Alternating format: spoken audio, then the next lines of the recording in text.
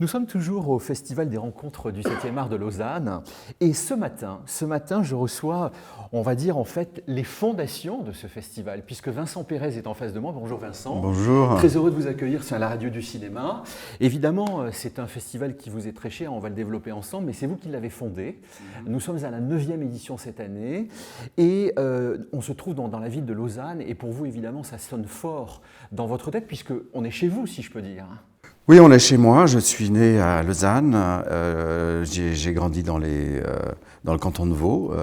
Et puis, on est chez moi et on n'est pas vraiment chez moi. C'est-à-dire que je n'habite plus ensuite en Suisse. Vos racines, j'entends. Mais on est voilà, dans le pays de mon enfance. Et c'est ici, en fait, qu'a éclos ma passion pour le cinéma, et pour la photographie et probablement pour les voyages, pour la vie, pour l'autre, hein, et cette nécessité de vivre des aventures et des histoires importantes.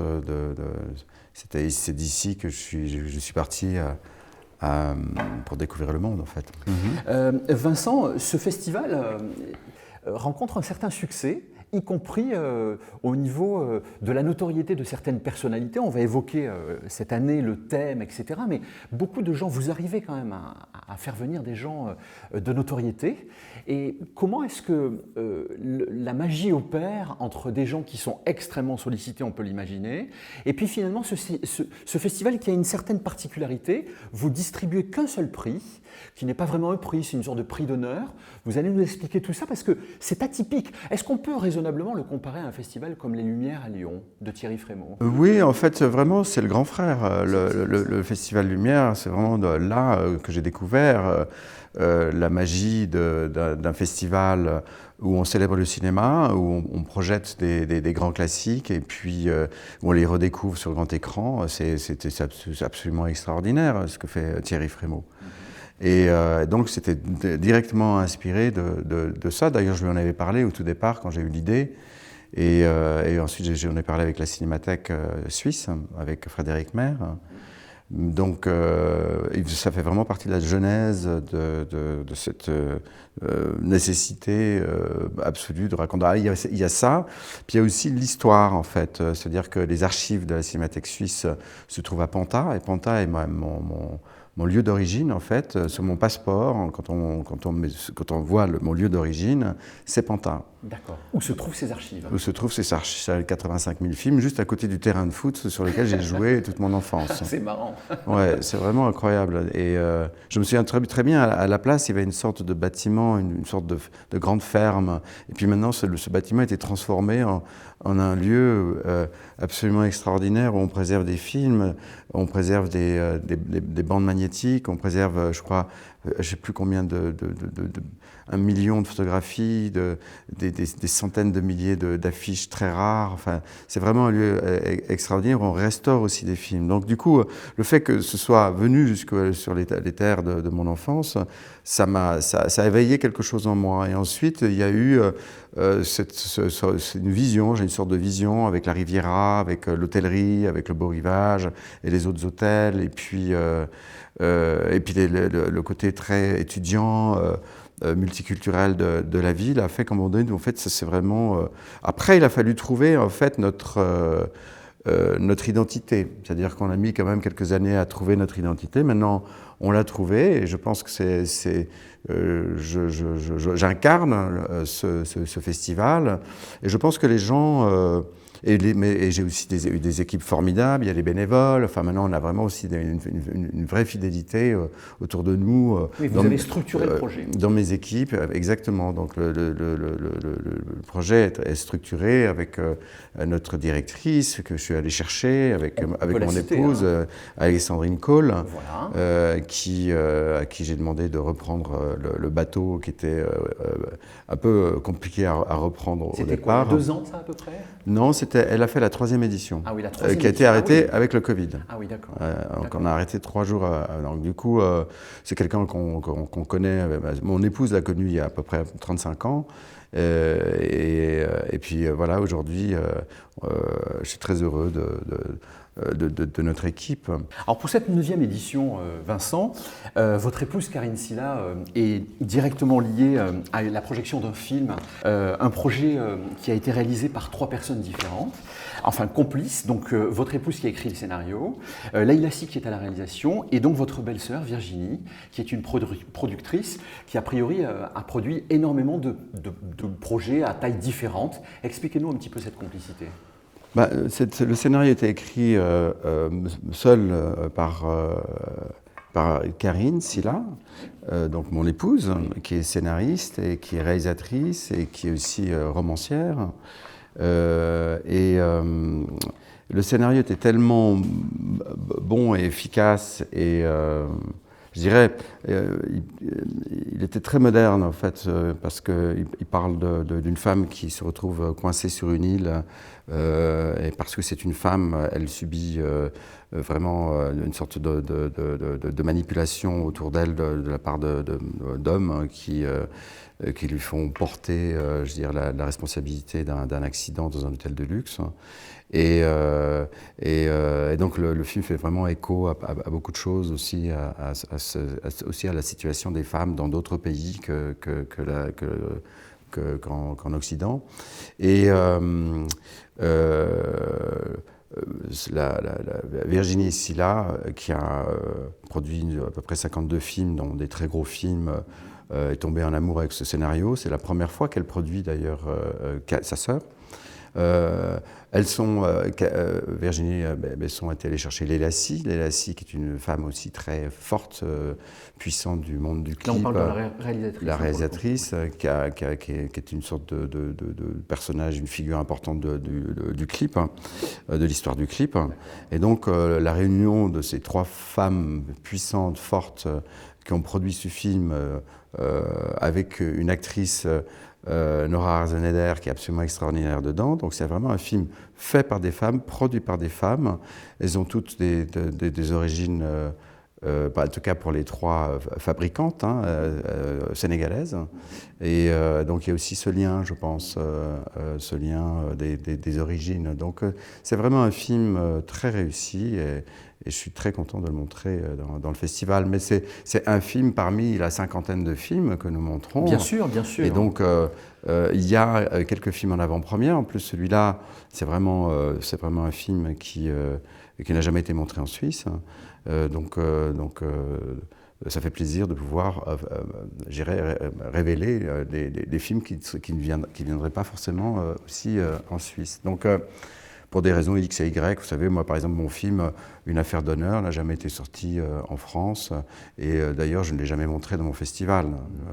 Parce qu'en fait, en général, je ne me mets pas plus que ça en avant. J'essaye de vraiment donner de la place. Oui, vous portez l'événement. Quand c'est Cyrano ou à La Reine Margot, oui, là, oui, parce que c'est vraiment des films incontournables. Mais sinon, par rapport à ma filmographie, je reste en retrait parce que c'est pas l'idée du tout du festival, c'est plutôt de mettre en avant des gens qu'on admire et qui ont, je dirais, marqué d'une manière ou d'une autre l'histoire du cinéma. Alors justement, je l'évoquais avec vous au préalable, bon nombre de gens de notoriété internationale, je pense, c'est un arsenal, enfin je pourrais en citer beaucoup, vous répondent favorablement. Comment on opère pour séduire et charmer des gens qui ont un calendrier évidemment extrêmement nourri, et qu'est-ce qui fait que l'intérêt porté à ce festival, finalement, doit aussi vous faire plaisir quelque part? Le jour où on a commencé à travailler autour d'ailleurs dès la 2e édition, même dès la première, mais disons qu'après ça s'est affiné. Maintenant, la thématique, je dirais, donne une sorte de clé de sol à l'ensemble de la quinzaine de jours, 12 jours du festival. Donc les gens ils acceptent nos invitations. Il y a plein de gens que je ne connais pas. Moi, je sais pas forcément des gens que je connais qui viennent, mais ils acceptent. Par exemple, Christopher Walken qui est venu au tout début. Alors, je pense qu'il y a plusieurs choses. Je pense qu'ils ressentent l'esprit de ce festival. Ils aiment, quand je disais à Thomas Winterberg, mais pourquoi tu as accepté lui, je le connaissais un peu. J'avais déjeuné avec elle une fois au Festival de Cannes, et c'est quelqu'un avec qui, c'est un immense réalisateur danois. Il m'a dit, j'écoute, j'ai accepté parce qu'il n'y a pas de compétition. Alors effectivement, on ne remet pas un prix, hein, on remet un trophée. Voilà, qui maintenant s'appelle le trophée de Chaplin. Et pour cause. C'est un Chaplin en bronze. Mais l'idée, c'est que Charlie Chaplin, quand il est arrivé en Europe, et notamment en France, il a vécu en fait dans l'hôtel où nous sommes actuellement, à l'hôtel Beau Rivage. Et tout près d'ici, donc il y a un manoir, le manoir de Dent, corrigez-moi si je me trompe, mais qui est devenu en fait un musée qui lui est totalement consacré. Cette année, c'est une sorte c'est la première fois, mais il y a des années où on ne l'a même pas remis. Mais là, cette année, c'est une envie de célébrer nos invités. Ce sont des invités très importants. Marine Karmitz, dû à son lien avec la famille Chaplin, vu qu'il s'occupait du patrimoine Chaplin pendant plus d'une trentaine d'années. Et toute la famille Chaplin était là et c'était très émouvant et très beau, justement la projection de la rue vers l'or. On va le donner mercredi à Wes Anderson parce que Wes Anderson est un réalisateur reconnu dans le monde entier, c'est une star en fait du cinéma, et puis il nous fait l'honneur de venir alors qu'il est très occupé, il est en train de travailler sur un scénario, mais il est venu et c'est vraiment, enfin il va bientôt arriver, c'est vrai. Et le troisième lauréat, c'est Lawrence Fishburne, qui est un acteur américain qu'on connaît dans Matrix et Boys in the Hood, et qui a fait son premier film, il était adolescent, c'était Apocalypse Now, c'est une scène mythique sur le bateau, le petit jeune tire sur tout le monde et devient fou. C'est vraiment un acteur qui a un parcours et qui a surtout aussi une belle âme, c'est quelqu'un qui dégage quelque chose qui correspond bien à l'esprit du festival. Est-ce qu'on peut dire que la boucle est bouclée pour vous, Vincent, parce que vous avez un petit peu démarré votre vie artistique en Suisse, et là aujourd'hui vous rendez un peu tout ça à la Suisse par votre médiatisation d'une certaine façon, votre notoriété on va dire. On parle de plus en plus finalement du cinéma suisse, et c'est ça qui est favorable. Voilà, exactement. Et il y a beaucoup de festivals qui sont formidables, le FIFDH sur les documentaires, il y a Soler, il y a Le Carnot, en fait, en tout cas dans la partie, après il y a Zurich, et chaque festival a son identité, exactement. Alors nous, on est un petit peu, on est complètement dans un autre registre, parce que nous, c'est le cinéma du patrimoine, c'est en lien avec la Cinémathèque suisse, qui participe à l'esprit du festival. Vous avez des relations avec le cinéma, le Festival Lumière. Monsieur Frémaux se déplace ici et vous allez, je pense que vous allez au Festival de Lyon. Oui, moi je fais partie, il aime bien en rire, membre fondateur, parce qu'on était là dès le départ, et on est allé maintes et maintes fois au festival qu'on aime beaucoup, et puis donc du coup, lui il est venu, Thierry Frémaux, il est venu ici 2 fois pour l'ouverture du festival, il est venu l'année passée, on a fait l'ouverture de ce festival avec un de ses films qu'il a réalisé autour des Frères Lumière. Oui, donc il y a une véritable fraternité. Oui. D'accord. Vincent, on peut parler un petit peu de votre actualité, alors pour le coup d'acteur, et puis surtout de réalisateur, je crois. Ce festival, c'est presque une manière pour moi de retourner à l'école, en fait. Oui. C'est une manière de réapprendre aussi. En regardant par exemple le parcours de Marine Karmitz, qui est notre invitée d'honneur, j'apprends beaucoup de choses, en fait, parce qu'il a un regard sur l'humanité, et ça se sent en fait dans tous ces films. Tous ces films ont quelque chose en commun, c'est ce regard sur l'humanité. Il a travaillé énormément avec des metteurs en scène du monde entier, et donc le fait de regarder aussi ces films qu'il a réalisés lui me fait comprendre en fait l'exigence de son regard en fait sur qu'est-ce que il disait. Il y a une chose très belle hier, il disait qu'est-ce que pour un cinéaste, qu'un cinéaste devrait se poser, et un producteur devrait se poser, qu'est-ce que je peux apporter à la maison cinéma? Et je trouve que c'est très intéressant, cette notion-là. Il disait aussi, parce que des fois, il y a des sujets qui sont difficiles, et quand on est dans la lumière, on est confronté à souvent des attaques ou des choses comme ça. Mais que c'est très important, il disait ça, je le cite, de dire merde à la peur. Et je trouve que c'est un homme qui vient du combat social, hein, Marine Karmitz, c'est comme ça qu'il a commencé sa carrière, était militant, etc. Et je trouve très intéressant de pouvoir l'entendre, par exemple à l'université de Lausanne hier, c'était vraiment très intéressant parce qu'on apprend. Donc je me dis, si moi j'apprends, d'ailleurs j'apprenais hier au milieu des élèves, parce qu'on apprend toujours des nouvelles choses. Il disait qu'il fallait, lui à un moment donné dans sa vie, il avait appris à désapprendre. Mais pour apprendre à désapprendre, il faut d'abord apprendre. Mais et puis il disait aussi une autre chose qui me parlait beaucoup, en fait, qui fait écho, en tout cas par rapport à mon travail, qu'il faut toujours revenir à la marge. Il faut aller au centre, mais toujours revenir à la marge. Il ne faut jamais être, je dirais, dans le consensus. Donc du coup, c'est intéressant. Et puis surtout, ne jamais se fermer au débat. Ça, c'est vraiment quelque chose qui peut être dangereux. Il faut toujours s'ouvrir au débat. Donc tous ces conseils, enfin je veux dire, sa vision du monde, moi, me nourrit. Et donc nourrit forcément les gens qui assistent comme à la remise, à sa remise pour on aurait pu parler pendant. Chaque fois on a l'impression que c'est une sorte de sage, un sage de la vie et du cinéma. Donc on a l'occasion. J'ai eu le même sentiment avec Paul Auster quand il était venu.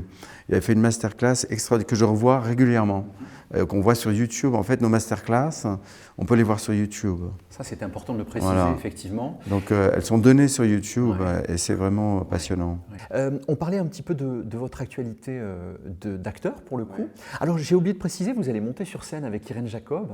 Ça, c'est anecdotique, mais c'est quand même fabuleux. Un hommage à Michelangelo Antonioni, très grand cinéaste avec qui on a eu la chance de travailler, Irène Jacob et moi. Sa femme, la veuve d'Antonioni est là, et donc on va lui rendre aussi à elle hommage en rappelant le bon souvenir de ce tournage qui était un moment absolument extraordinaire. Irène Jacob a écrit un texte sur cette expérience-là. On va montrer le petit film parce qu'en fait c'est un film qui s'appelait Par-delà les nuages et il y a 4 courts-métrages à l'intérieur, donc on en a extrait un, le dernier, qui est vraiment magnifique, où Irène Jacob et moi sommes, je dirais, les protagonistes. Et donc, on est vraiment dans la quintessence même d'Antonioni, alors qu'il était paralysé sur une chaise, il ne pouvait plus parler, il disait à peu près une quinzaine de mots, mais son cerveau fonctionnait complètement. Donc moi, j'avais à un moment donné vraiment pris la décision de devenir son corps. C'est-à-dire sa voix, son corps, son mouvement. Et c'était un jeu d'ailleurs entre lui et moi, parce que je disais, mais moi je te joue toi. Il me disait, non, non, non. Et donc c'était un jeu, mais j'ai une telle admiration pour ces immenses réalisateurs. Donc du coup, on va faire ces lectures-là, on va montrer les films, et puis on va aussi faire venir sur scène Enrica Antonioni pour échanger avec elle, et ça va être très très beau. Pour clôturer sur ce festival, vous avez également eu la très bonne idée de sensibiliser le public sur certains métiers à travers en fait des sortes de masterclass, on peut dire ça comme ça, ou de présentations. On fait beaucoup d'ateliers, on fait des ateliers de doublage, de stop motion, beaucoup de choses comme ça. Aujourd'hui, on a ouvert, je dirais, le festival à l'inclusivité du monde de l'handicap. Et donc, là, tout à l'heure, je vais faire une interview avec des autistes qui vont préparer une interview, et je crois qu'ils sont une dizaine ou une quinzaine, et donc ça va être merveilleux de pouvoir les rencontrer, j'ai vraiment hâte.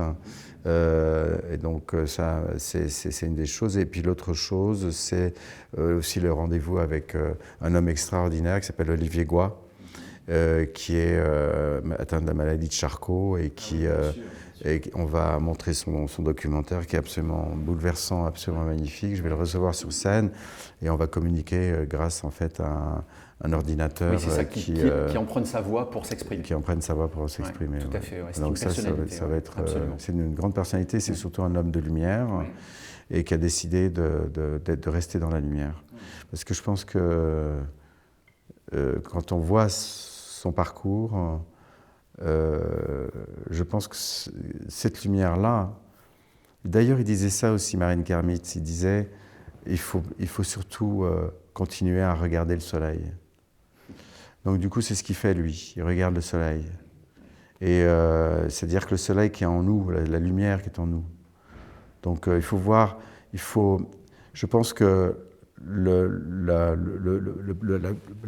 positif c'est nous qui le créons. C'est-à-dire que si on dégage du positif et si on regarde le soleil, eh ben ça nous revient à nous. Vous voyez ce que je veux dire? Ah, tout à fait, c'est un magnifique message. C'est dommage, on est à la radio, là, on ne voit pas les messages de Vincent, mais qui sont évidemment très explicites. Alors, on va parler très brièvement de votre actualité. Donc, vous nous parliez, vous êtes sur quelques films, je crois Écoutez, oui, il y a des choses qui sont... dans les tuyaux, comme on dit? Non, oui, il y a des choses qui sont... j'ai fait une série qui est actuellement sur Canal+, qui s'appelle BRI, et qui cartonne. Ouais. Et il y a un film extraordinaire qu'on vient de faire, j'ai fait avec Valeria Bruni Tedeschi, en partenaire de jeu, et filmé par mon épouse Karine. C'est son deuxième réalisation. Mais avec vous. On aime bien travailler en famille, vous voyez. Moi j'aime bien l'esprit famille. L'esprit famille ouvert. Hein, ouvert. Hein. Vous avez un esprit famille, c'est pas forcément fermé, tout le monde pense que c'est fermé, mais au contraire. Et on a besoin de travailler comme ça aussi, à un moment donné dans son existence. Moi j'aime travailler avec mes enfants, j'aime travailler avec ma femme, j'aime qu'elle me dirige, etc. Donc, parce qu'il y a une intelligence aussi derrière de tout ça qu'on explore. Donc il y a ça, et puis là je suis en train de préparer... alors normalement peut-être que je vais faire une série en Espagne, là je sais pas, je crois que je vais le faire, c'est un projet absolument extraordinaire, en espagnol. Et puis je suis en train de préparer mon prochain film en tant que réalisateur que je vais tourner au mois de septembre. D'accord, ben voilà, vous avez le titre? Ils t'attendent. Ils t'attendent. Bon, et vous aurez un rôle, bien sûr. Un tout petit rôle. Un tout petit rôle. Enfin, un rôle secondaire, ouais. Bon, très bien. Voilà, merci pour cette information. On va terminer cette interview comme il est de la traduction à la radio du cinéma. Je vais vous demander de me donner votre film préféré, votre musique de film préférée et votre réplique préférée. Peut-être Les Lumières de la Ville, alors. Peut-être Les Lumières de la Ville de Chaplin. Peut-être que c'est le plus beau film de l'histoire du cinéma. Voilà, il y en a d'autres qu'on peut mettre aussi. Moi, j'aime beaucoup le muet de Murnau. Notamment l'Aurore de Murnau, ce qui est considéré comme le plus beau film de l'histoire du cinéma. Ensuite, la musique de film préférée. Oui, absolument. Ou un compositeur. Moi, j'aime beaucoup Ryoshi Sakamoto. D'accord. Sur quel film en particulier? Enfin, il y a un film qui c'est lui, il a fait Le Dernier Empereur, il a fait énormément de films. Ouais. Mais je dirais que il a fait un album que j'écoute en boucle tout le temps à la maison. C'est de musique expérimentale. Et ça s'appelle A-Sync. A-Sync. Ouais, comme synchronisation. Oui, A-Sync. Okay. Et c'est un album absolument sublime. Ensuite, ma réplique préférée, c'est ça? Absolument, bon. C'est ça, c'est bien ça. Alors ça va être difficile parce que je suis pas très bon dans... Mais en tout cas, on n'est pas bien là. Patrick Devers et Gérard Depardieu, voilà. On n'est pas bien là. On connaît la suite. À la fraîche, décontracté du gland. Voilà. Mythique. Non, parce que c'est mythique aussi, parce que je pense que l'esprit transgressif est très important. C'est quand je disais revenir à la marge, c'est aussi ça. C'est-à-dire que si on arrondit tous les angles, on finit par s'embourgeoiser et ne plus et finalement ne plus rien raconter qui va dans le cœur des gens. Ça sera la phrase de fin et c'est absolument magnifique. Un immense merci, cher Vincent, et puis bonne vie à ce festival qu'on aime particulièrement. Merci beaucoup. On n'est pas bien? Si. Paisible? À la fraîche? Décontracté du gland? Et on bandera quand on aura envie de bander?